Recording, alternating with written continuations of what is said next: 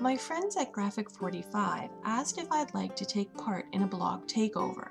One of the projects I created for them was a fairy tale castle using their Enchanted Forest collection. Here's how you can make your very own. Start with a clean cardboard chip tube for the base.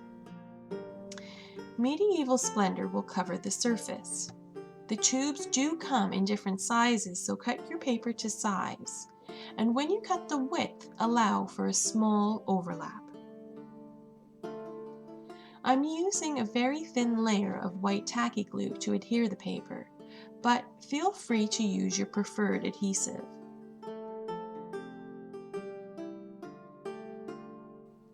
I roll it into place, pressing firmly to prevent air pockets.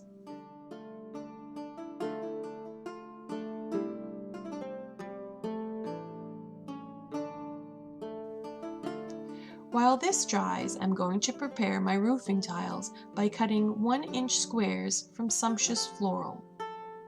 You'll want to prepare about 1.5 pages to ensure that you have plenty of tiles.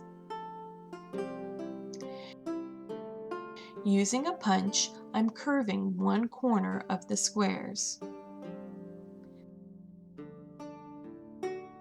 Then I ink the curved edge.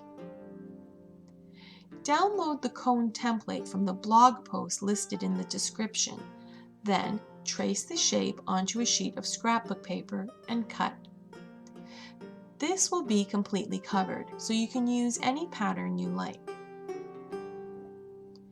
Roll into a cone shape, then glue along the edge. Take your time and don't worry if it doesn't align perfectly. You can trim the edge if needed.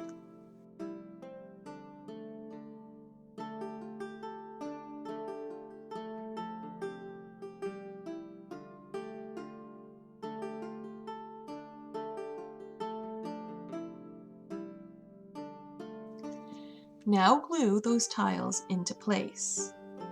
I begin every layer at the seam so that if there's any misalignment or weird overlaps, the messy bits end up in the back. Try to glue the tiles in straight lines, staggering subsequent layers so that there's sort of a fish scale effect. Keep going until the whole cone is covered. This takes time and patience, but I think the result is totally worth it. For the very last piece, roll a tile into a tiny cone so that the edges meet and neatly finish off the peak.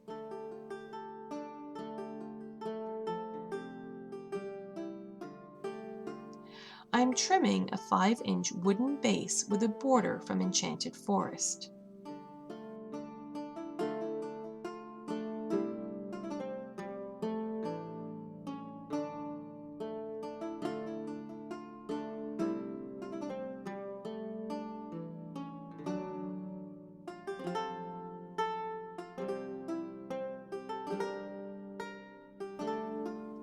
Then, gluing a page from the matching 6-inch patterns and solid pad to the bottom.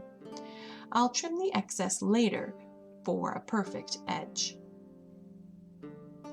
For the doors and windows of my castle tower, I'm using elements from the Enchanted Forest pockets and tags. I'm eyeballing the placement of a frame I cut out to use as a window. Then I trace the opening and cut just outside of the line to create the window opening.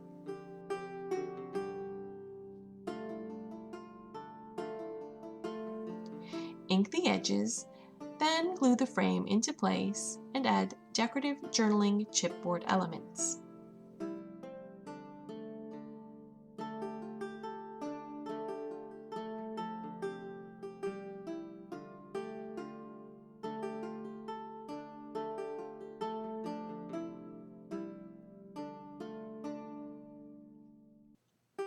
Next, I combine several elements to create a door to my castle tower.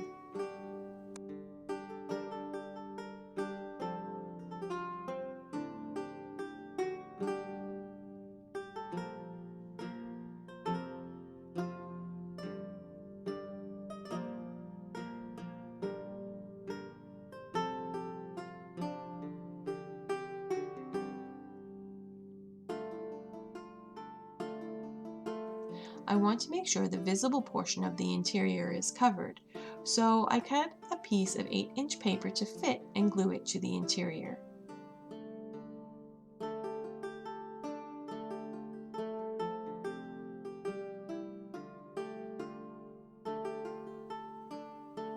A little matching bow, a sentiment, and chipboard element finishes off the roof.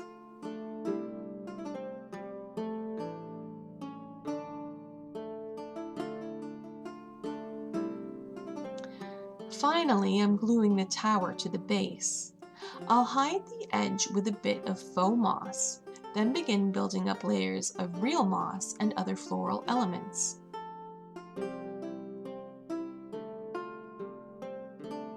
Watch your fingers if you're using a hot glue gun.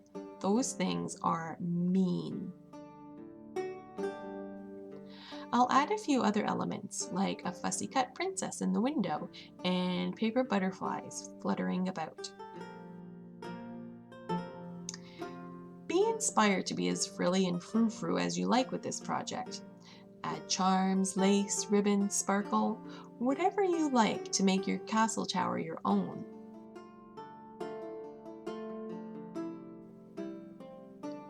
When you're done embellishing, glue the roof into place or leave it free and add lighting to the inside of your tower.